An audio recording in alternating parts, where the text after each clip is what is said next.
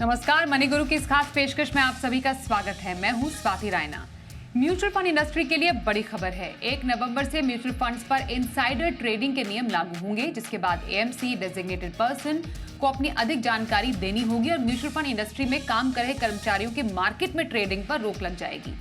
इसके साथ ही नियमों में कुछ और बदलाव किए जा रहे हैं। माना जा रहा है कि इससे म्यूचुअल फंड इंडस्ट्री में ट्रांसपेरेंसी आएगी। तो आप एज ए निवेशक उनके लिए इसके मायने क्या है, जरा ये समझते हैं अपने आज के खास शो में।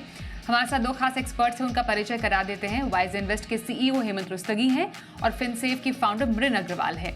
हेमंत जी और मृन दोनों का बहुत स्वागत है मनी गुरु के आज के इस खास कार्यक्रम में। सेबी की तरफ से लगातार कोई ना कोई नोटिफिकेशन आता रहता है, पर ये जो स्पेसिफिक नोटिफिकेशन है, हालांकि इस पर कंसल्टेशन पेपर पहले ही आ गया था। If I am not wrong 2022 में कंसल्टेशन पेपर आया था और उसके बाद 1 नवंबर 2024 से इसे लागू करने की बात की गई है। हाल फिलहाल में हमने कई ऐसे मामले देखे फ्रंट रनिंग के, इनसाइडर ट्रेडिंग के, जिसके बाद जो यूज़र हैं, जिनको हम निवेशक कहते हैं, इन्वेस्टर हैं, उनके सेंटिमेंट्स काफ़ी ज़्यादा आहत हुए। अब सेबी भी ये चाहती है कि जो म्यूचुअल फंड इंडस्ट्री है या जो पूरा ये कामकाज है और भी ज़्यादा ट्रांसपेरेंट बने। पहले ज़रा समझते हैं कि आखिरकार क्या है। हेमंत जी, अगर आप थोड़ा आसान भाषा में समझा पाएं, ये इनसाइडर ट्रेडिंग नियम जो है म्यूचुअल फंड्स पर सेबी की तरफ से जो 1 नवंबर से लागू होंगे, कहते क्या है आई थिंक जैसा आपने बिल्कुल सही कहा, सेबी की कोशिश ये है कि जो प्रोहिबिशन ऑफ इनसाइडर ट्रेडिंग है उसके दायरे में म्यूचुअल फंड यूनिट्स भी होंगी। इनफैक्ट एक्चुअली एक वर्किंग ग्रुप बना था जिसमें एएमसी ऑफिशियल्स थे, एमफी ऑफिशियल्स थे, आरटीए कस्टोडियंस, और उसके बाद जैसा आपने बिल्कुल सही कहा, नवंबर 2022 में नोटिफाई हुए थे और इनकी जो इम्प्लीमेंटेशन डेट है वो 1 नवंबर इस साल से अभी होने वाली है। तो बेसिकली सेबी ने कहा है कि जो एएमसी के जो डेजिग्नेटेड ऑफिशियल्स हैं, जो की पर्सनल है बेसिकली, और जो ट्रस्टीज हैं और जो डायरेक्टर्स हैं, उनकी जो लिस्टेड सिक्योरिटीज और जो प्रपोज लिस्टेड सिक्योरिटीज की जो इंफॉर्मेशन तो ऑलरेडी अवेलेबल करनी होती थी, अब उस दायरे में म्यूचुअल फंड की इन्वेस्टमेंट भी आएगी। यानी एएमसीज को जितने भी हमने ऑफिशियल्स की बात की, ट्रस्टी, डायरेक्टर्स और डेजिग्नेटेड ऑफिशियल्स, इनकी जो म्यूचुअल फंड की जो होल्डिंग है उसको क्वार्टरली बेसिस पे नोटिफाई करना है स्टॉक एक्सचेंज प्लेटफॉर्म के ऊपर। उन्होंने कहा है कि जो भी उनकी होल्डिंग्स है और उनकी इमीडिएट फैमिली की भी इनफैक्ट, तो 31 अक्टूबर तक जो भी उनकी होल्डिंग्स है वो 15 नवंबर तक उसको डिस्क्लोज करना है और उसके बाद उन्हें quarterly basis with in 10 days इसको डिस्क्लोज करना है। ऑब्जेक्टिव वही है कि जो भी ऑफिशियल्स हैं जिनके पास ये अगर इंफॉर्मेशन रहती है कि जो म्यूचुअल फंड्स हैं, जो फंड मैनेजर्स हैं या जो फंड है, जो भी डीलिंग कर रहे हैं, जो भी स्टॉक्स खरीद रहे हैं, जो भी इंफॉर्मेशन है, वो बेसिकली ये देखना चाहते हैं कि आपकी खुद की होल्डिंग क्या है। और उसके बाद जिसको भी इंफॉर्मेशन अवेलेबल है, तो कहीं ना कहीं अगर कोई ऐसा लिंक मिलता है तो कोशिश उनकी वही है कि जितना प्रोसेस में ट्रांसपेरेंसी ला सके। और इनफैक्ट इसके साथ उन्होंने ये भी कहा है कि आप अपने खुद के एएमसी के जो फंड्स हैं उसमें जो ट्रांजेक्शन करते हैं उसकी वैल्यू अगर 15 लाख से ज्यादा होती है क्वार्टर में, तो with in 2 days after the quarter आपको जो कंप्लायंस ऑफिसर है उसको इंफॉर्मेशन देनी है। तो ऑब्जेक्टिव सिर्फ सिंपल है कि ये जो प्रोहिबिशन ऑफ इनसाइडर ट्रेडिंग है, ये सिर्फ लिस्टेड स्टॉक्स वहां तक शामिल ना रहे, जो म्यूचुअल फंड यूनिट्स हैं उसमें भी ये इंफॉर्मेशन अवेलेबल होनी चाहिए, ताकि ऑब्वियसली पता चले कहीं पे कुछ ऐसा कुछ गलत हो रहा है जो नहीं होना चाहिए। इन्वेस्टर्स को और कॉन्फिडेंस हो कि कंप्लीट ट्रांसपेरेंसी जो हम बात करते हैं, रेगुलेशन बात करते हैं, वो यहाँ पे अचीव कर सके। बिल्कुल। और मृन, मैं इनफैक्ट यही आपसे जानना चाह रही थी कि जो एक इन्वेस्टर है, हमने जो पिछले कुछ मामले देखे हैं उसमें इवेंचुअली होता क्या है, एक जो बाजार में एक ओवरऑल बड़ी खबर जो जाती है वो जाती है कुछ गड़बड़ चल रही है क्या, एएमसी में कुछ फ्रॉड हुआ है क्या, या किसी लेवल पर, टॉप लेवल पर कुछ ऐसा किया गया है जो इन्वेस्टर्स को बताया नहीं गया। तो एक ब्रॉडर लेवल पर जो एक इन्वेस्टर है, जो पैसे लगाता है बाजार में, उनके दिमाग में ये बात आती है, तो सेंटिमेंट्स हर्ट होते हैं। और इसका नतीजा ये भी पिछले कुछ समय में हमने देखा था, रिडेम्पशंस काफ़ी हो गए थे, लोगों ने म्यूचुअल फंड से पैसे निकालने शुरू कर दिए थे। तो इसको हम समझें कि इन्वेस्टर्स को एक और ज़्यादा ट्रांसपेरेंट सिस्टम देखने को मिलेगा, एक क्या वाकई एक बड़ा इम्पैक्ट के तौर पर माने इसे हम? आई थिंक स्वाति, इसका जो सबसे बड़ा बेनिफिट ये है कि अगर हम म्यूचुअल फंड्स के मुकाबले किसी और प्रोडक्ट को देखें, जितना रेगुलेटेड म्यूचुअल फंड है उतना आई डोंट थिंक और कोई प्रोडक्ट है इंडिया में इन्वेस्टमेंट प्रोडक्ट के तौर पर मैं कह रही हूँ। And I think it just gives a sense of comfort, ये इन्वेस्टर के लिए ज्यादा कंफर्टिंग होना चाहिए कि इतने सब रेगुलेशंस हैं, ताकि मतलब सब कुछ अच्छी तरह चले, और ताकि ये there is no scope for some sort of fraud, or there is no scope of some sort of misdoing basically, right? So I think investor के लिए सबसे अच्छी बात जो है वो ये है कि it just makes them more secure.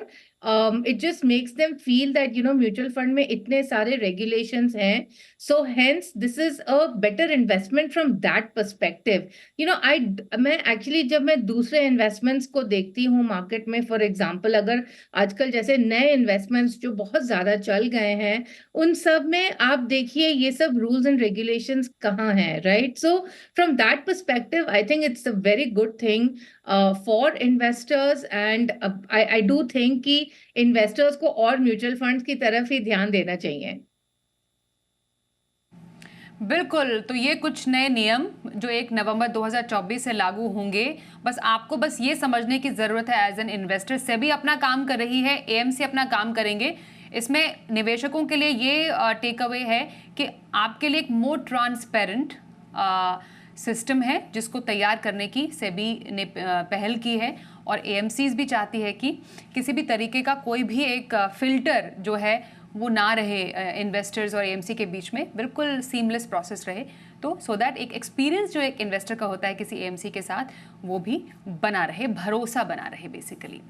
क्योंकि एसआईपीज़ की बात हुई, म्यूचुअल फंड्स की बात हुई, हमने हाल ही में देखा बाजार में भारी भरकम बिकवाली आई है, जिसके चलते निवेशकों के मन में कई सवाल हैं, जैसे कि क्या एसआईपी को जारी रखना चाहिए या फिर बंद कर दें। ऐसे निवेशकों को करना क्या चाहिए, इस पर आप जरूर राय लेना चाह रहे होंगे, तो सुनिए जी बिजनेस के मैनेजिंग एडिटर अनिल सिंघवी से कि वो क्या कहते हैं। बाजार की तेज गिरावट के बाद वो इन्वेस्टर्स जो बाजार में सीधे तौर पर पैसा लगाते हैं शेयर खरीद के, या फिर म्यूचुअल फंड्स में एसआईपी के जरिए पैसा लगाते हैं, उनके मन में बड़ा संशय है कि अपनी एसआईपी को चालू रखें या बंद कर दें। दूसरा सवाल ये कि एसआईपी में अपना अमाउंट कम करें या बढ़ाएं। तो पहला सवाल ये है कि एसआईपी चालू करें या बंद। तो एसआईपी बनी ही इसलिए कि जब बाज़ार कमज़ोर हो तब आप उसे नियमित तौर पर जारी रखें, ताकि बाज़ार की कमज़ोरी का फ़ायदा आपको मिल सके और निचले स्तर पर आप निवेश कर सकें। तो अगर आप चाहें इक्विटी में डायरेक्टली पैसा लगाते हों या फिर म्यूचुअल फंड में एसआईपी करते हों, ये वक्त है जब आपका पेशेंस, आपका धैर्य ये टेस्ट किया जाता है, और ऐसे में आपको बिल्कुल अपनी एसआईपी को रोकना नहीं है बल्कि इसे जारी रखना है।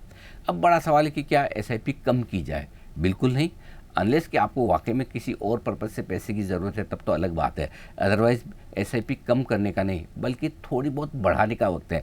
आमतौर पर बाजार की तेज़ गिरावट के वक्त मैं शॉर्ट ब्लास्ट एसआईपी देता हूं कि 4 से 6 हफ्ते में बड़ा पैसा लगा लीजिए। इस वक्त मैं शॉर्ट ब्लास्ट एसआईपी की बात नहीं कर रहा, लेकिन मैं कर रहा हूँ टॉप अप एसआईपी की बात। यानी कि आपकी जो भी एसआईपी चल रही है और अगर उसमें आपकी फाइनेंशियल ताकत है, आप थोड़ा एक्स्ट्रा बचा सकते हैं। देखिए ऐसे समझिए, कमज़ोर बाज़ार में आपको थोड़ा एक्स्ट्रा बचाना है और मजबूत बाज़ार में थोड़ा एक्स्ट्रा आप अपने आप पे खर्च कर दें तब भी कोई दिक्कत नहीं, ताकि आपका इन्वेस्टमेंट लोअर लेवल पे हो। तो अगर आप 10 से 20% अपनी एसआईपी को बढ़ा सकते हैं तो वो काम कर सकते हैं, टॉपअप कर सकते हैं, या फिर निफ्टी के हर 500 पॉइंट के फॉल पर आप अपनी एसआईपी को 10 या 15% बढ़ा दें, ताकि आपके लिए एक्स्ट्रा इन्वेस्टमेंट हो जाए लोअर लेवल्स पे। तो कोशिश करें पहली एसआईपी को बिल्कुल बंद न करें, जारी रखें, और दूसरा अगर टॉपअप कर पाएँ तो बहुत बढ़िया। तो म्यूचुअल फंड इन्वेस्टर्स के लिए राय साफ़ है, बाजार बड़े बुल रन में है, बड़े बुल रन में कई बार इस तरह के करेक्शन, इस तरह की गिरावट आती है जिसमें आपको डाउट होता है, अरे कहीं तेज़ी खत्म तो नहीं होगी, टॉप तो नहीं बन गया, अब कई सालों तक ऐसे भाव वापस देखने को मिलेंगे या नहीं। लेकिन ये सब भूल कर आपको एक लॉन्ग टर्म इक्विटी इन्वेस्टर्स के तौर पर 1 से 3 साल का व्यू लगाकर एसआईपी में अपने निवेश को जारी रखना चाहिए, और यही आपको वेल्थ बनाने में सबसे ज़्यादा मदद करेगा।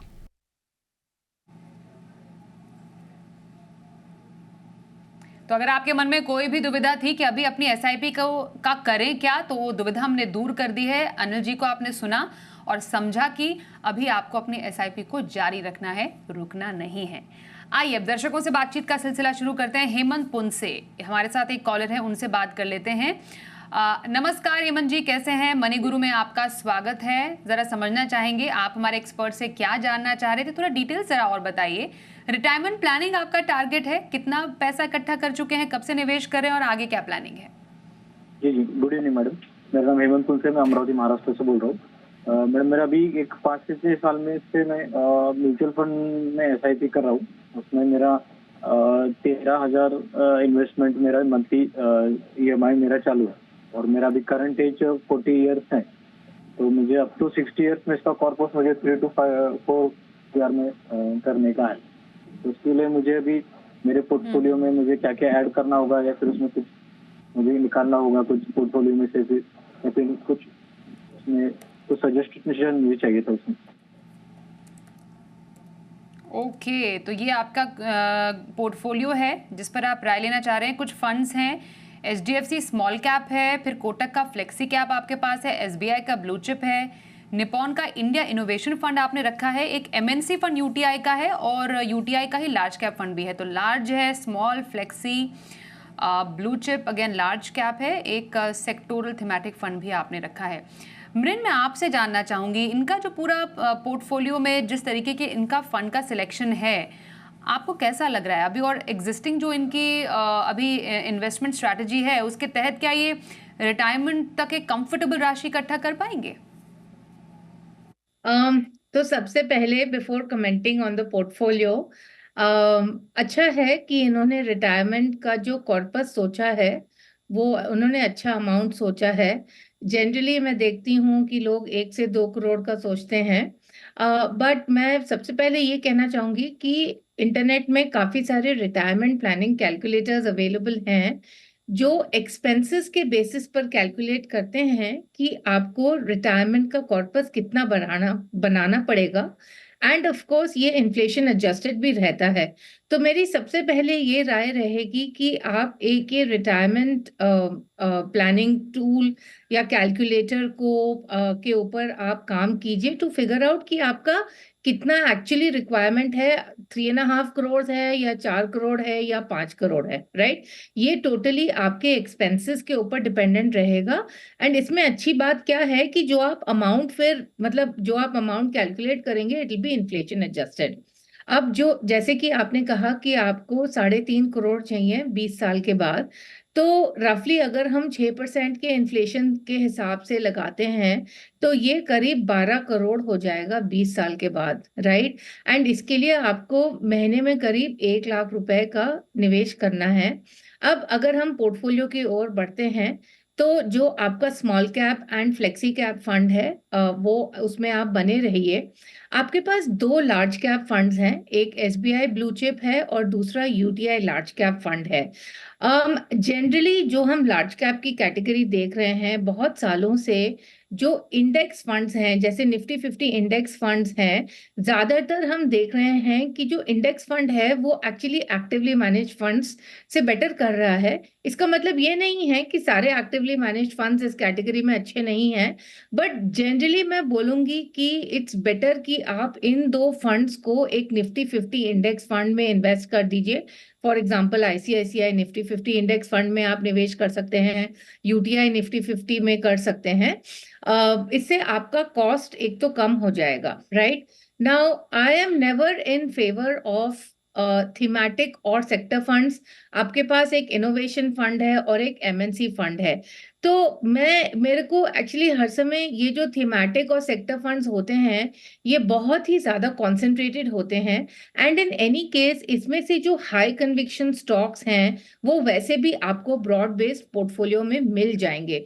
तो मेरी ये राय रहेगी कि ये जो आपके जो थीमेटिक या सेक्टोरल फंड्स हैं आप इनमें से भी एग्जिट करके मिड कैप में इन्वेस्ट कीजिए, क्योंकि आपका 20 साल का टाइम फ्रेम है तो इसीलिए आप मिड कैप में इन्वेस्ट कर सकते हैं। वैसे भी आपके पोर्टफोलियो में मिड कैप का एक्सपोजर भी नहीं है एंड आई विल सजेस्ट कि आप मेरे मिड कैप में इन्वेस्ट कीजिए। एंड प्लीज रिमेंबर कि वॉलेटिलिटी रहेगी, जैसे अभी अनिल जी ने बताया कि वॉलेटिलिटी तो रहेगी, एंड इनफैक्ट हर साल करीब 10 से 15% intra year markets always fall. So आप इस वॉलेटिलिटी से बिल्कुल भी मतलब वरी मत होइए। और सबसे बड़ी बात जो है कि ये जो पोर्टफोलियो आप इन्वेस्ट करते हैं उसमें आपको बने रहना है। ओके, तो बने रहिए इस पोर्टफोलियो में। कुछ छोटे मोटे बदलाव हैं हेमंत जी, वो उसको आप ज़रूर कीजिएगा, इस पर ज़रूर गौर कीजिएगा। और आपको बहुत शुभकामनाएं आपकी रिटायरमेंट प्लानिंग के लिए। एक ब्रेक के लिए रुकते हैं, ब्रेक के बाद भी बातचीत का सिलसिला हम जारी रखेंगे, बने रहिए हमारे साथ।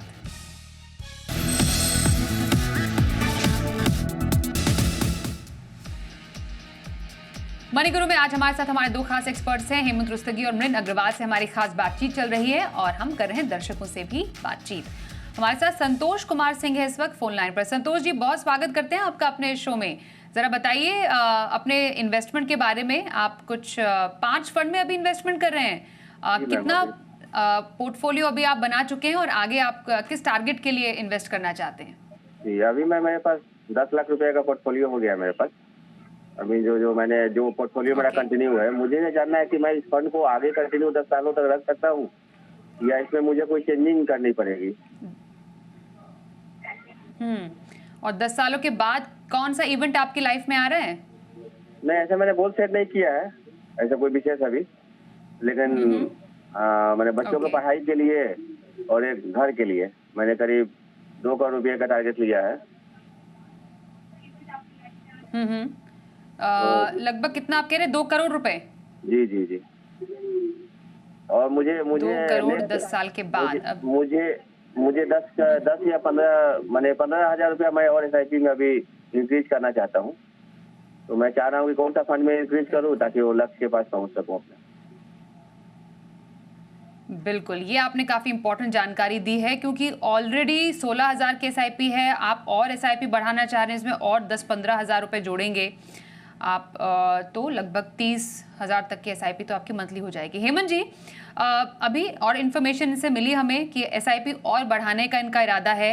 10 साल में 2 करोड़ ये चाह रहे हैं लक्ष्य। अब विद इज इंक्रीज्ड SIP कौन से और फंड्स में कर सकते हैं? मौजूदा इनका पोर्टफोलियो कैसा लग रहा है और नए इन्वेस्टमेंट के लिए कुछ नए फंड्स आप रेकमेंड करेंगे या इस एग्जिस्टिंग फंड्स में ऐड कर सकते हैं? जी स्वाति, आई थिंक 2-3 चीजें इंपॉर्टेंट है यहाँ पे। आई थिंक 5 साल से इन्वेस्ट कर रहे हैं इन्होंने, जो कॉर्पस एक्यूमुलेट किया, उन्होंने कहा 10 लाख रुपए कुछ एक्यूमुलेट किया उन्होंने, और अगले 10 साल तक वो इन्वेस्ट कर सकते हैं। तो कुल मिला के 15 साल का टाइम होराइजन है। तो अगर मैं फिलहाल इनकी जो SIP बढ़ाना चाहते हैं उसको अगर मैं अलग से रखूं और इनकी जो एग्जिस्टिंग इन्वेस्टमेंट है उसको देखूं, तो मुझे लगता है कि अगले 10 साल तक ये अगर इस 16,000 को कंटिन्यू करते हैं तो वहां 80 लाख का कॉर्पस बना पाएंगे। अब क्योंकि 10 से 15 हजार और इन्वेस्ट करना चाहते हैं अगले 10 साल तक, तो ऑब्वियसली करीब करीब 1 करोड़ 40 लाख 150 तक इनका कॉर्पस जो है वो पहुंच जाएगा। तो 2 करोड़ में तो ऑब्वियसली थोड़ा सा गैप रहेगा।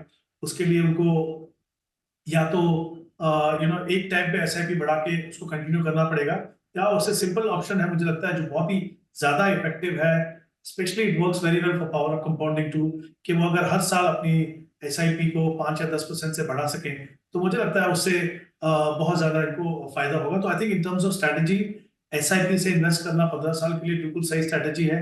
इक्विटी फंड में इन्वेस्ट करना बिल्कुल सही strategy. I think in terms of strategy is doing very well, just that कि इनको थोड़ा सा अमाउंट बढ़ाना पड़ेगा, पहली बात। दूसरी बात, इनके पास 5 फंड्स हैं। मैं देख रहा हूँ कि 2 स्मॉल कैप फंड है, मिड कैप फंड है, large and mid cap category का फंड है, फ्लेक्सी कैप फंड है। तो आई थिंक ब्रॉडली अगर मैं कैटेगरी की बात करूं तो बिल्कुल सही है, बट आई थिंक जैसे इनका जो पोर्टफोलियो बहुत बड़ा नहीं है तो उसमें 2 स्मॉल कैप रखने की जरूरत नहीं है। दूसरी बात, मुझे लगता है जो इनके पास जो एग्जिस्टिंग फंड्स हैं, जैसे एक्सिस का जो मिड कैप है वो देखें, और तो उसमें मुझे लगता है और बेहतर ऑप्शन अवेलेबल हो सकते हैं। इवन इन फ्लेक्सी कैप, पारंपरिक फ्लेक्सी कैप है इनके पास जहाँ पे कुछ पैसा यूएस मार्केट में भी जाता है, तो वो रख सकते हैं। अगर वो चाहें कि एक ऐसा फंड हो जिसमें सिर्फ इंडिया में इन्वेस्टमेंट हो तो वे भी HSBC फ्लेक्सी कैप को दे सकते हैं। मिड कैप में मैं चाहूंगा कि वो मोतीलाल ओसवाल मिड कैप को कंसीडर करें। और एक मुझे लगता है इनके पोर्टफोलियो में एक जो फंड मुझे लगता है कि किसी भी लॉन्ग टर्म इन्वेस्टर के पोर्टफोलियो में होना चाहिए, वो है मल्टी कैप फंड, क्योंकि वहां पे आपको तीनों सेगमेंट में एक्सपोजर तो मिलता ही है, साथ में ऑटोमेटिकली जो फंड मैनेजर आपके लिए रीबैलेंसिंग करते हैं। तो वहां पे कोटक मल्टी कैप देख सकते हैं। तो मेरे हिसाब से जो एलोकेशन हो सकती है इनके पास, तो कोटक मल्टी कैप में 5000, मोतीलाल ओसवाल मिड कैप में 4000, निप्पॉन का जो स्मॉल कैप है उसमें 1000 रुपये बढ़ा सकते हैं आप, और फ्लेक्सी कैप में 4000। तो ये 4 फंड आप रखिए। और जो उन्होंने कहा जो 10 से 15,000 उनको बढ़ाना है, क्योंकि हमने ऐसे फंड लिए हैं जिनकी परफॉर्मेंस अच्छी है, वेल बैलेंस पोर्टफोलियो है, वेल बैलेंस एलोकेशन है डिफरेंट सेगमेंट में, इन्हीं फंड्स के अंदर प्रोपोर्शनेटली आप पैसा बढ़ाइए, आपको कोई और फंड ऐड करने की जरूरत नहीं। तो आपके फंड्स अच्छे हैं, सिलेक्शन अच्छा है, एग्जिस्ट जो और आप ऐड करना चाह रहे हैं एसआईपी, इन्हीं फंड्स में आप ऐड कीजिए जैसा हेमंत जी बता रहे हैं। बहुत बहुत शुभकामनाएं आपके गोल के लिए।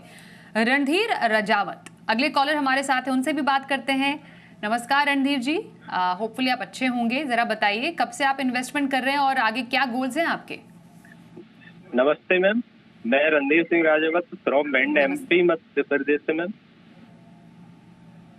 जी मैम, मैंने 2020 से अपनी इन्वेस्टमेंट स्टार्ट की थी मैम। सिर्फ 45,000 अभी मैम प्रेजेंट सिर्फ चल रही है हमारी, और अभी तक पोर्टफोलियो वैल्यू 30 लाख रुपए हो गई है मैम।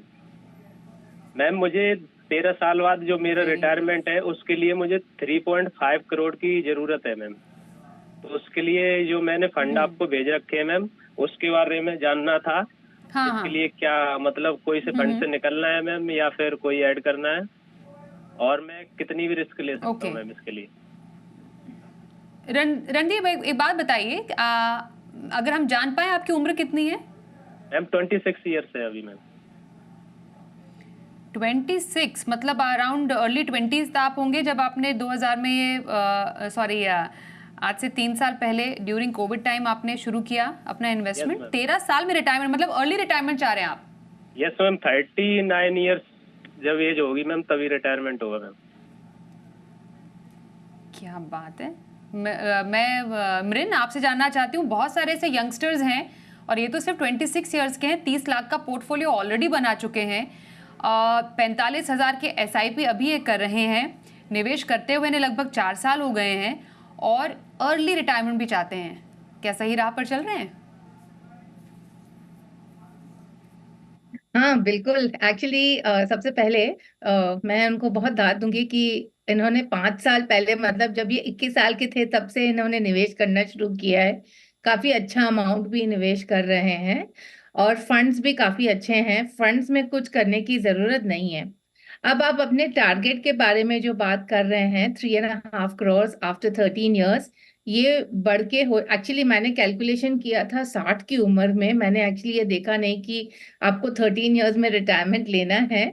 तो आई वुड से कि थोड़ा तो काफी आपको अब इन्वेस्टमेंट अमाउंट आपको अपना बढ़ाना पड़ेगा ये गोल को रीच करने के लिए।